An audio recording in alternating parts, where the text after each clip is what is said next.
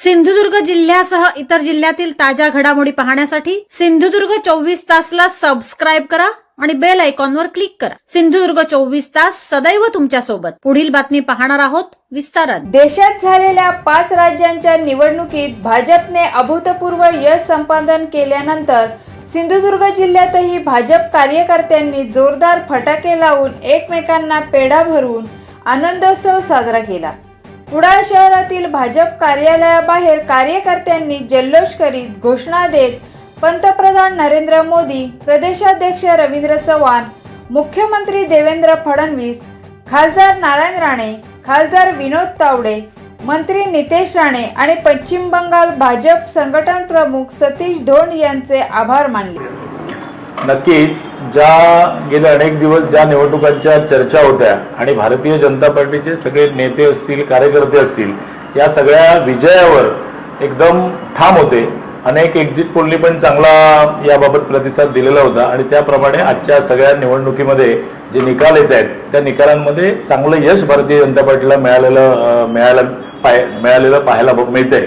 विशेषतः ज्या लढतीकडे ज्याच्या 293 जागा आहेत अशा पश्चिम बंगालच्या लढतीकडे फार मोठ्या अपेक्षेने संपूर्ण भारत देश बघत होता। आज आनंद आहे की भारतीय जनता पार्टीच्या तिथल्या सगळ्या कार्यकर्त्यांनी, सगळ्या नेत्यांनी आणि देशभरातल्या भारतीय जनता पार्टीच्या प्रमुख नेत्यांनी बंगालमध्ये जे काम केलं संघटनात्मक आणि विजय खेचून आणलेला आपल्याला दिसतोय।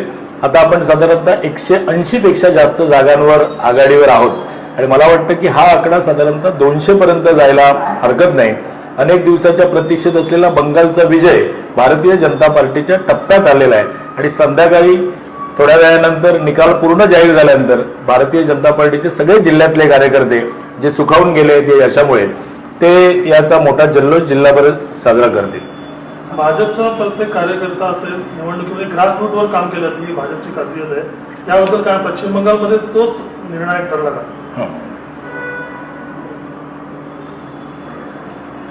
बंगालमध्ये विशेष करून भाजपचे कार्यकर्ते ते ग्रासरूटवर काम केलं जातं, तोच जो ग्रासरूटचं काम केलं ते महत्वाचं ठरलंय पश्चिममध्ये, काय सांगायचं?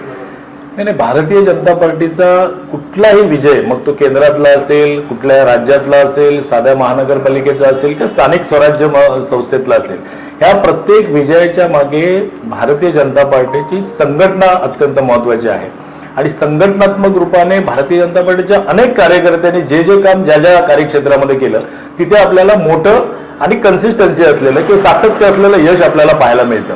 म्हणजे मागच्या 2 निवडणुकांमध्ये भारतीय जनता पार्टीने बंगालचं विशेष सांगायचं गेलं तर बंगालमध्ये भारतीय जनता पार्टीने जोरदार टक्कर देण्याचा प्रयत्न केला, पण तो प्रयत्न सोडला नाही।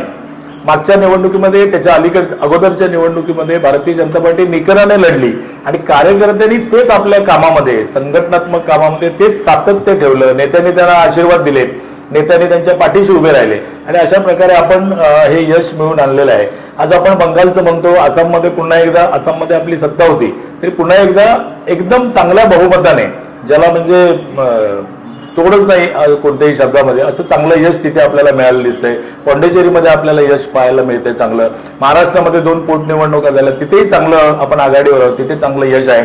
केरळ, तामिळनाडूमध्ये सुद्धा प्रयत्न चालू आहेत, त्या प्रयत्नांना यश येण्याचं आता आपल्याला निकालामधून समोर येत आहे। त्या प्रयत्नांमध्ये अगदी जागा जास्त निवडून जरी आल्या नाहीत केरळ किंवा तामिळनाडूमध्ये, तरी मतदानाचा टक्का जो आहे तो तिथल्या सगळ्या कार्यकर्त्यांनी आपली संघटनात्मक ताकद वाढवलेली आहे आणि त्याच्यामुळे तो वाढलेला आपल्याला दिसेल।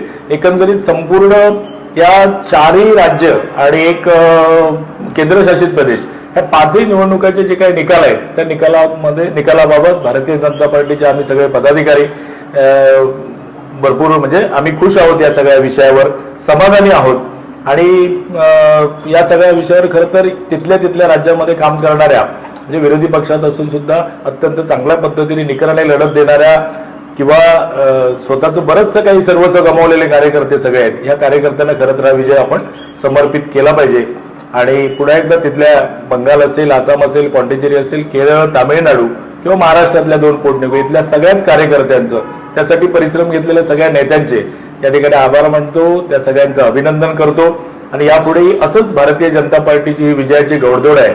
आता आपण 19च्या नंतर ही 3 राज्य म्हणजे जवळपास 20-22 राज्यांपर्यंत आपण सत्तेमध्ये आहोत। पुढच्या सगळ्या कालावधीमध्ये संपूर्ण भारतामध्ये 100% भाजपाची प्रत्येक राज्यामध्ये, प्रत्येक स्थानिक स्वराज्यामध्ये सत्ता येईल असा विश्वास मला आहे. सिंधुदुर्ग जिल्ह्यासह इतर जिल्ह्यातील ताज्या घडामोडी पाहण्यासाठी सिंधुदुर्ग 24 तासला सबस्क्राईब करा आणि बेल आयकॉनवर क्लिक करा. सिंधुदुर्ग 24 तास सदैव तुमच्या सोबत.